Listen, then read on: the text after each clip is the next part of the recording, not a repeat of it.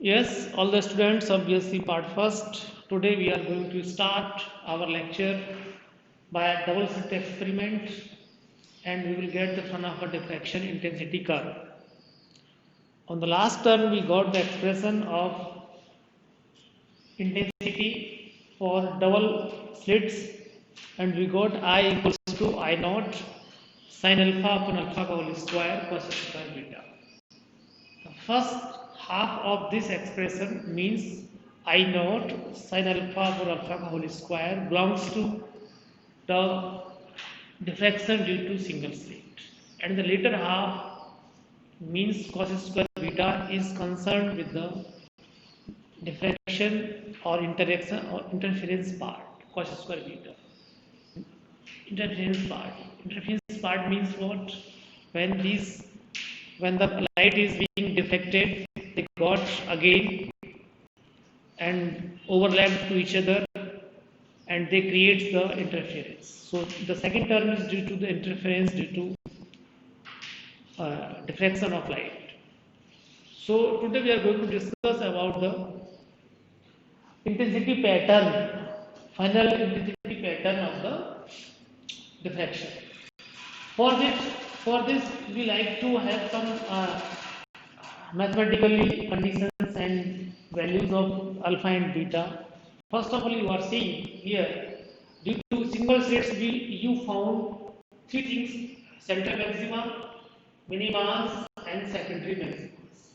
And this secondary maxima, the central maxima is found at alpha is equal to 0 or theta is equal to 0, and intensity is what I is equal to I naught. Clear? And the minimas are found at alpha is equal to plus minus m pi, and the intensity is you know as minimas, you know I is equal to 0. Clear? And secondary maximas you are seeing through the two diffraction curves, two geometrical curves, y is equal to tan alpha, y is equal to alpha. The intersection points were the values of alpha, and those alpha values are plus minus 3 pi by 2, plus minus 5 pi by 2, plus 10 pi by 2, and so on. And when you are calculating the intensity at these secondary maximas, you will find as you are now you come to this column. You got I is equal to I naught sin alpha alpha.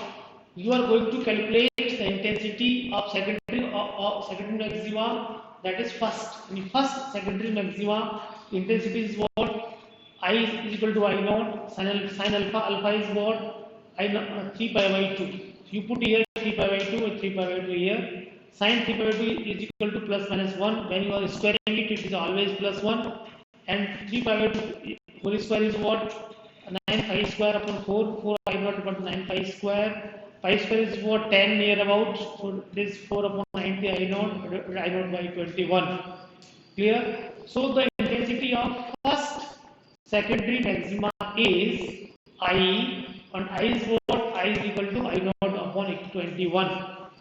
Now comes to the second secondary maxima. The intensity is determined by this by putting the alpha is equal to plus minus 5 pi by 2. You put here alpha is equal to plus minus 5 pi by 2 here and here. You will get plus minus 5 pi by 2 plus minus 5 pi by 2. You are getting the upper half is 1, or the lower half is what? 25 pi square upon 4. You put it, come in this way. Pi square is 10, so it is 250. And dividing by 4, it is near about 61, 6 or 62. So it is I naught by 61. And similarly, the third secondary maxima intensity is found as I naught at the value of 75 pi by 2 here. You put here 75 pi by 2, 75 pi by 2, you are getting here the upper half is 1, lower half is what? 49 pi square upon 4. Pi square is 10, 490 divided by 4, it is near about 122 or 121. So it is I naught by 21. So and you are getting the intensity of secondary maxima like as I naught by 21, I naught by 61, I naught by 121. You are seeing here in this curve I naught by 21, I naught by 121, 61, I naught by 120, and so on, both right side or left side. symmetrical curve you are getting. So it is all about the diffraction intensity curve of single slits. Now this first square beta term is showing you what the first you are seeing on the board. This is what intensity distribution due to Ekal slit. We have described up to here. Now we are coming to this point due to interference, Vyetikan currents. So first thing is Vyetikan. You are seeing here in interference there are only two types of things. One is maxima and second is minimas. There is no secondary maximas.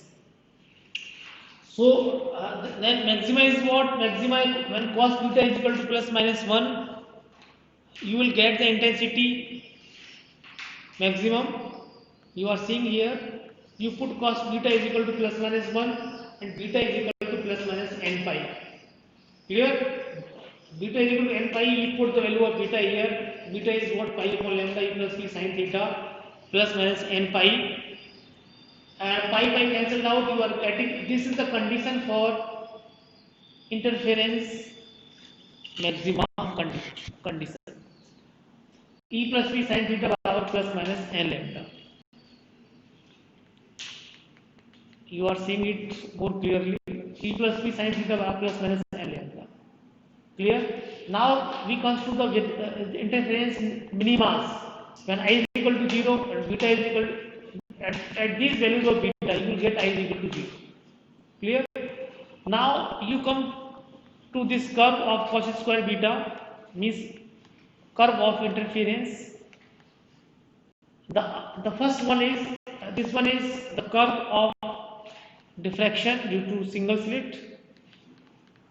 This one, you are at the central maxima. These are the minima points, and these are the secondary maxima. Now this is the interference curve. Clear? You are seeing here all the maxima having the same height or same intensity. You are seeing, and all minima have the same intensity 0. And interference fringes are equipped at equal interval between same width, same distance. You are seeing. It is the difference between you. It is a diffraction. It is the interference. In diffraction, you are seeing the width of the fringes are not same, and the intensity is not same. In spite of that, in interference, you are seeing the width is same of all bright or dark fringes, and the intensity of maxima is same for all. So it is a difference you are seeing along with this. Now you are seeing this is for diffraction and this is for interference. Now we have to got both these. When this curve and this curve are overlapping each other, when you are sliding these two curves or overlapping these curves, you will find the structure of this type.